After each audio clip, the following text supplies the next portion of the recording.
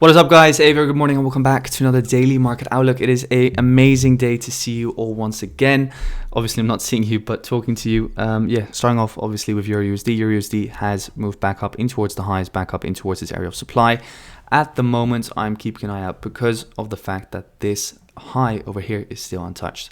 So as we can see, this high over here, which was formed, tried to take out that high, failed to do so. So there's a lot of liquidity being built up above this high. And also with the fact that we kind of have like this descending trend line, I wouldn't be surprised if we kind of quickly pop up and then, for example, pop back down again. However, it doesn't take away the fact that we do have some supply over here. So what I'm actually looking for mainly is maybe just a quick wick up and then a change of character on this low, and then, for example, supply being created and then a short further in towards the downside. So those are kind of like the two options that I'm looking at. Either boom, boom, boom, boom. So we liquidate the high over here, then see a change of character on this low, pull back, push down. Or if we move up rapidly and grab the liquidity above these highs, this high untouched, this high obviously trying to take out that one, failing to do so, so liquidity being built up. That is it for EURUSD. Moving on in towards the dollar index. The dollar index is consolidating, guys. It tried to break out of that overall channel, but as we can see, we're just moving sideways. So a lot of news announcements, obviously resulting in the dollar index just ranging. So keep in mind, that is now happening. Obviously, we still have this liquidity high open. So there's liquidity resting above that high, and this is the liquidity low. So note these lows down and the high and the low down. And obviously what I'm now looking for is for that low to get taken, maybe a push in towards this demand zone over here at around 105,300, and then, for example, a push back up to this liquidity high over here. Let's see what the news does, but that would be ideal in my personal opinion, and also result in some nice moves on these dollar pairs.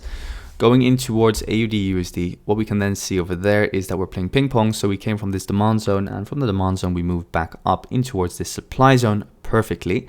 Very nice to see. What I'm going to be looking for, obviously, is that if the dollar index is able to take out that liquidity low, that we then look for a short here on Aussie dollar, because dollar index taking out the liquidity low and then pushing up means AUDUSD down, because the dollar becomes stronger against the Australian dollar, right? So AUD, or let's just put AU, means 1A, so 1 Aussie dollar, is worth 0.65 and it's 459, for example, yeah? So if price moves down, it means 1 AU is now worth 0.6. So that means that the dollar, the US dollar, is becoming stronger against the Australian dollar. Keep that in mind. So that's why we're looking for that short. I know it's very basic, but it's always good just to refreshen some of that stuff. So looking for a short inside of here. Let's see if we can get that short once again on AU.